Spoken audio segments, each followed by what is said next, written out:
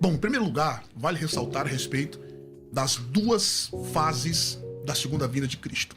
Quando nós falamos, como bom pré-tribulacionista, quando nós falamos que a volta de Cristo será secreta, nós estamos nos referindo que ela será secreta para o mundo, não para a igreja.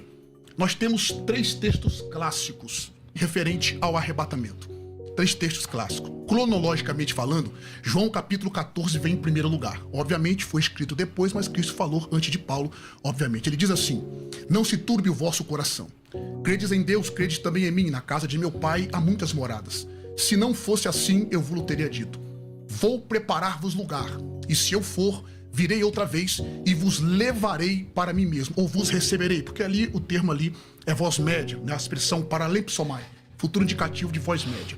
O segundo texto está em 1 Tessalonicenses capítulo 4, versos do 15 ao 16. Paulo dizendo: dizemos-vos isto pela palavra do Senhor, que nós, os que ficarmos vivos para a vinda do Senhor, não precederemos os que dormem, porque o mesmo Senhor descerá do céu com alarido e com voz de arcanjo e 4 trombetas de Deus, e os que morreram em Cristo ressuscitarão primeiro.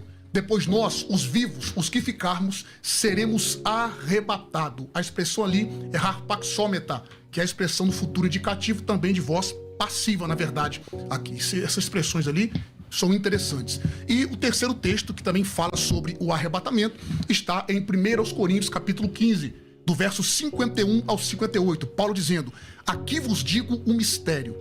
Na verdade, nem todos dormiremos, mas todos seremos transformados no momento. A expressão grega ali, na verdade, traduzida como no momento, a expressão é em átomo, em ripé, oftalmu. É a expressão grega ali, que é em um momento indivisível, porque naquela época acreditava-se que o átomo não se dividia. Enfim, nós temos essa expressão sobre o arrebatamento. E nós temos 4 textos clássicos sobre a volta de Cristo em glória. O primeiro deles, Mateus capítulo 24, Marcos capítulo 13, Lucas capítulo 21 e Zacarias capítulo 14. Esses 2 pontos nos mostram que há 2 fases na vinda do Senhor. Uma que ele virá secreta para o mundo e outra que ele virá com a sua igreja, com os seus santos, que refere-se obviamente à igreja. Ok? Então, quando nós falamos que só a igreja vai ver, nós usamos, por exemplo, Hebreus capítulo 9, verso 28, está escrito: assim também Cristo, oferecendo-se uma vez para tirar os pecados, aparecerá segunda vez para os que o esperam para a salvação. O verbo aqui, queridos irmãos, pastor César, que é conhecedor do grego, é alfabetizado em grego, o verbo aparecerá ali é oftesetai, que está no futuro indicativo de voz passiva. Embora está dizendo ali aparecerá, a voz passiva indica que o sujeito que sofre a ação é a ação do verbo. Essa oração, ela é executada por aquele que não é o próprio Cristo. Quem que vai ver? Somente os que o esperam para a salvação. Então, quando nós falamos que será secreto, é secreto para o mundo. E como eu sei que o pastor César vai pedir um texto mostrando, eu queria citar aqui 1 Tessalonicenses para eu concluir, capítulo 5, verso 2. Porque vós mesmos sabeis muito bem que o dia do Senhor virá como ladrão de noite. A expressão ali é kleptes, que é um substantivo de kleptos. Segundo Strong, essa expressão se refere a um homem que é kleptos, ele rouba secretamente, como faria um ladrão ou um roubador. De acordo com Loinaida, na página 519, falando sobre essa expressão kleptes, ele diz: apossar-se de forma secreta e sem permissão da propriedade de outra pessoa. Em contrapartida, nós temos outro substantivo que é lestes, que é alguém que rouba com uso de força e violência, mostrando claramente que será secreto o arrebatamento. Muito bem, muito obrigado pelas considerações. Preciso ouvir agora o nosso querido pastor César Cavalcante sobre as suas considerações preliminares. Pastor César, o senhor também terá 4 minutos para expor a sua opinião. Bom, vamos lá. Obrigado por todo o carinho. Um abraço para seu pai, para seu filho, para toda a galera aí que você citou. Você citou vários textos, né? E é legal, mas a gente tava... Cada texto a gente tem que... troca essa caneta pra mim, tá vazando tinta, por favor. Cada texto acho que merece a gente parar e estudar, ver cada um dos textos, enfim. Mas vamos lá, vamos de trás para frente. Então o senhor citou aí 1 Tessalonicenses capítulo 5. Então primeiro é o seguinte: Não existe um texto bíblico que fala sobre a vinda de Jesus Cristo de forma secreta. Como o senhor sabe disso. Não tem um texto bíblico que fala que a volta de Jesus Cristo é um evento secreto. O que acontece é uma manipulação dos textos, que alguns deles o senhor usou, outros acho que imagino que o senhor vai usar aqui ainda.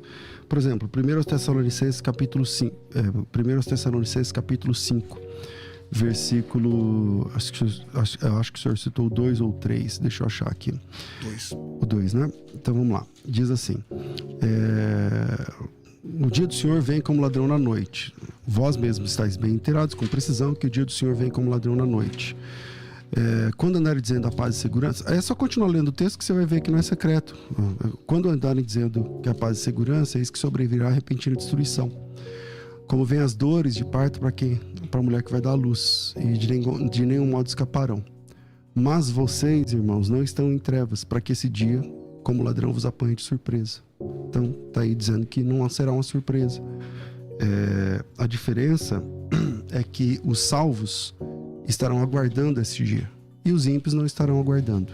Então, eles serão surpreendidos e a igreja não será surpreendida. Então, não somente esse texto, mas os 2 outros textos que falam sobre a vinda do Senhor como ladrão, é só ler o texto com calma, com atenção, que o próprio texto vai mostrar que essa vinda repentina de Jesus é repentina para quem não está aguardando. Não significa que não é secreta, não significa que é secreta. O outro texto citado, reforço em dizer que não existe texto claro, né, sobre a vinda secreta de Jesus, e aí o que sobra é ter de defender uma teologia. E uma teologia é um entendimento. Então, vocês entendem que a vinda de Jesus é um evento secreto, repartido em duas etapas, né? Então, o que sobra é defender isso aí. O texto de Hebreus, capítulo 9, verso 26, que você diz que esse texto aí também é uma prova que é o arrebatamento secreto, diz assim: nesse caso seria necessário que tivesse sofrido muitas vezes desde a fundação do mundo, agora porém se cumprirá no fim dos tempos, se manifestou uma vez por todas para aniquilar o sacrifício. Aí só lê o texto de 28, pastor. É o 28, né? Desculpa, mas é do 26 ao 28, né? Assim também. É só ler o capítulo todo, porque o capítulo 9, ele tem uma cadência de mostrar que o sacrifício de Cristo foi uma vez por todas, né? Não precisa repetir. O versículo 6 diz isso, o versículo 8 diz isso, o versículo 12, não por meio de sangue de bodes, mas pelo próprio sangue, ele entrou no Santo dos Santos uma vez por todas. E no versículo 26, 27 e 28, essa frase é repetida 3 vezes. Ele volta uma única vez, assim como o sacrifício foi uma única vez. 27, assim como os homens estão ordenados uma só vez, vindo depois de juízo, assim ele se manifestará uma vez. Então não tem 2 etapas. Esse texto, na verdade, é contra a ideia de 2 etapas, porque o capítulo 9 é para dizer que o sacrifício é único e a volta é única.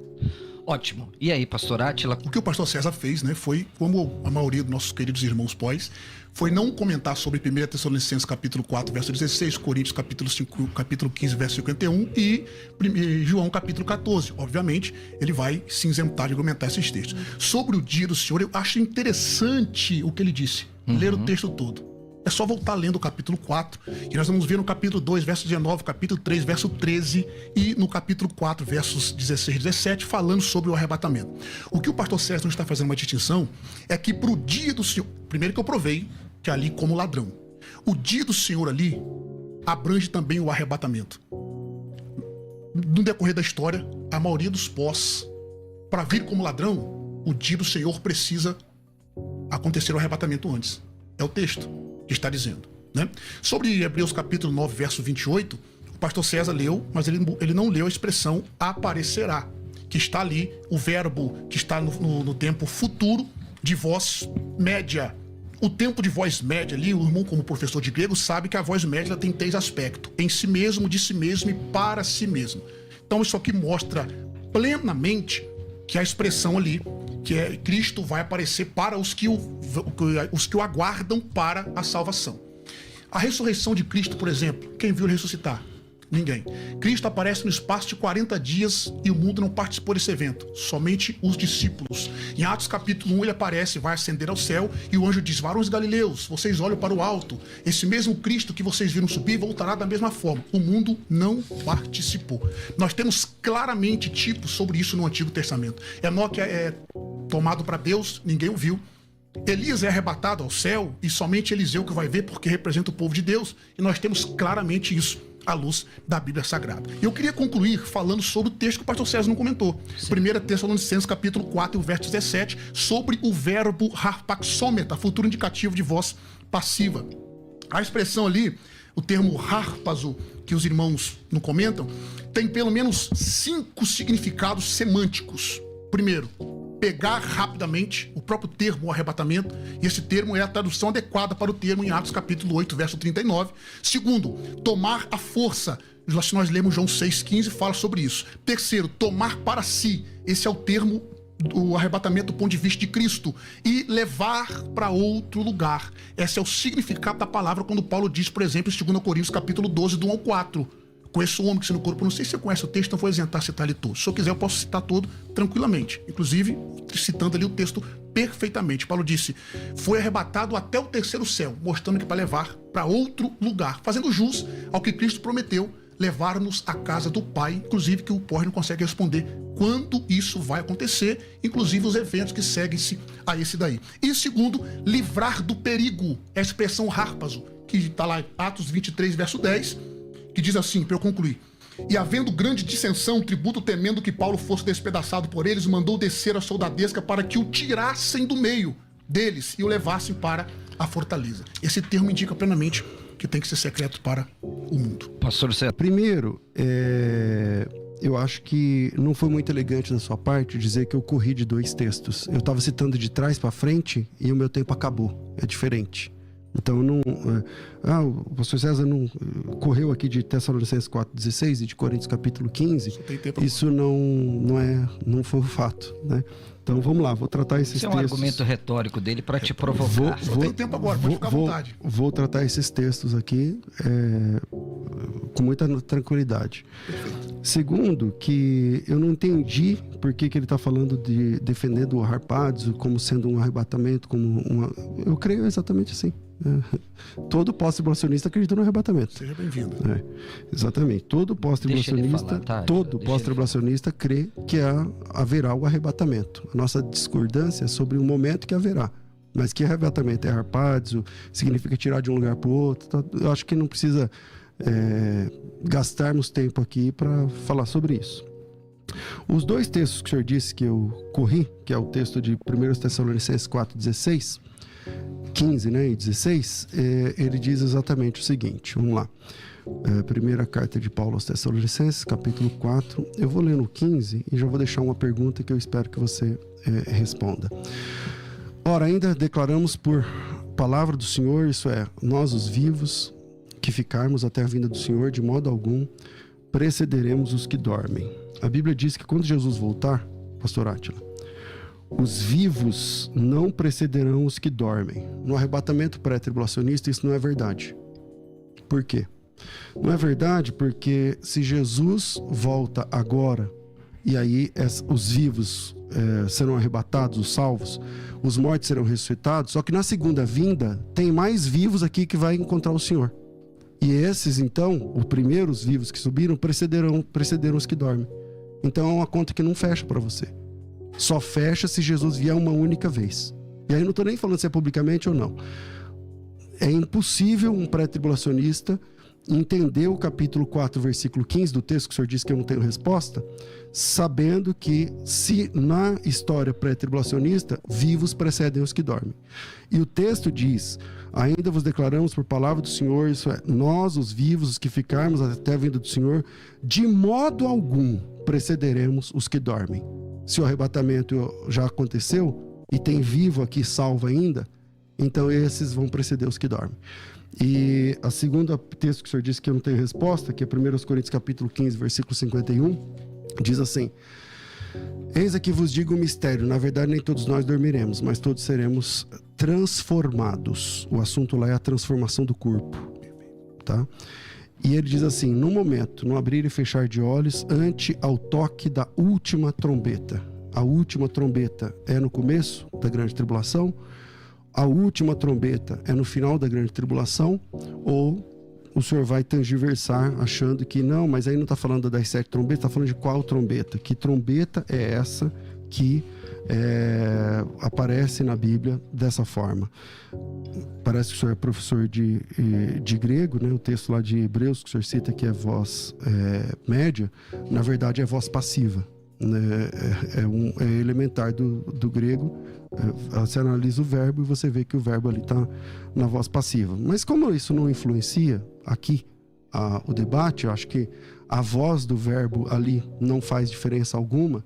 Eu disse lá na carta aos Hebreus que o texto da carta aos Hebreus, o capítulo 9 da carta aos Hebreus, ele está escrito e estruturado mostrando que é um só fato. A morte de Cristo é um só fato. A volta de Cristo é um só fato. O versículo 26 diz assim: nesse caso seria necessário que ele tivesse sofrido muitas vezes desde a fundação do mundo. Agora, porém, ao se cumprirem os tempos, se manifestou uma vez para aniquilar pelo sacrifício de si mesmo o pecado. E assim como aos homens está ordenado morrer uma só vez, vindo depois disso o juízo, assim Cristo também, tendo se oferecido uma vez para tirar os pecados, aparecerá essa última vez sem pecados para os que aguardam a salvação. Não tem como dividir a volta de Jesus em 2 etapas. E se esse é o nosso tema, se a volta de Jesus é secreta ou não, quem defende que a volta de Jesus é em 2 partes, negando esse texto de Hebreus, é o pré-tribulacionismo. Bom, em primeiro lugar, eu vou responder qualquer pergunta depois que eu puder fazer uma também, né? Não fui combinado de perguntar. Antes de eu responder a pergunta dele, explicar sobre as 4 toques de shofar, eu vou estar corrigindo o que ele disse, que eu disse que optesetai é voz média. Depois vocês voltam ao vídeo aí, voz passiva. Indica que o sujeito sofre a ação do verbo. Eu não disse que é voz média. Voz passiva. Voz média é paralepsomai, João 14. E voz passiva, rapaxômeta. Então, eu acho que o senhor disse média, por isso eu falei, mas é só voltar lá. Tá, se falou média, o senhor se confundiu, mas é passiva mesmo. É passiva, mesmo. Voz passiva, né? Obviamente, como professor de grego, não ia... Posso errar nas palavras, né? Mas eu sei muito bem que é passiva, média e ativa, obviamente. Em segundo lugar, ele disse o seguinte, pastor César. É só ler o texto todo. O senhor parou em Tessalonicenses. O texto diz assim, digo-vos isso pela palavra do Senhor. Nós não precederemos os que dormem. Aí ele continua dizendo, porque o mesmo Senhor descerá do céu, com alarido e com voz de arcanjo e com a trombeta de Deus. E os que morreram em Cristo ressuscitarão primeiro. Depois nós, os vivos, os que ficarmos, seremos arrebatados. Ali está na voz passiva. Sobre Coríntios capítulo 15, verso 51, obviamente, eu citei os 3 textos do arrebatamento por conta disso. No arrebatamento vai haver uma trasladação dos santos, o que é muito difícil nós conseguimos enxergar nos textos que estão referentes à segunda vinda. E a pergunta que eu faço para o senhor responder depois também, mostre para mim, nos textos da segunda vinda de Cristo, onde acontece a transformação dos santos e a ressurreição dos mortos. Inclusive o arrebatamento. Essa fica a pergunta para o senhor. Sobre a última trombeta, obviamente todo estudante de grego bíblico ou hebraico bíblico... Repete a pergunta. Para mostrar o quê? Onde tem aqui? Mostra para mim nos textos da segunda vinda, onde está a transformação dos santos, o arrebatamento e a ressurreição dos mortos. Nos textos que os senhores têm como uma vinda só. Beleza? E outro sim sobre a última trombeta. Isso aqui é facinho, pastor. O todo pé não consegue responder. Não tem nada a ver com a 7ª do Apocalipse. Não tem nada a ver com a 4ª do Apocalipse. Ali tem vários tipos de motivo para o shofar tocar.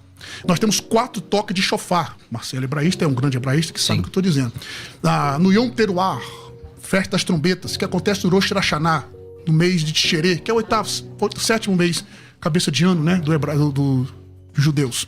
Ali acontece 4 toques. O primeiro para adorar, o segundo para juntar o lixo, o terceiro para uma grande batalha e o 4º para reunir o povo e subir para Jerusalém. Paulo está fazendo uma referência ali ao ajuntar do povo, a uma preparação. Aquela trombeta é um sinal para a transformação dos mortos. É só ler o texto de novo. Qual texto que essa trombeta aparece? Essa trombeta, 1 Coríntios capítulo 15. Não, lá no Antigo Testamento. O senhor não citou ele. Números capítulo 10, do 1 em diante. Números capítulo 10. Pastor César é uma bênção. Então, simples e objetivo. Aquela trombeta é para a ressurreição dos mortos vivos, certo?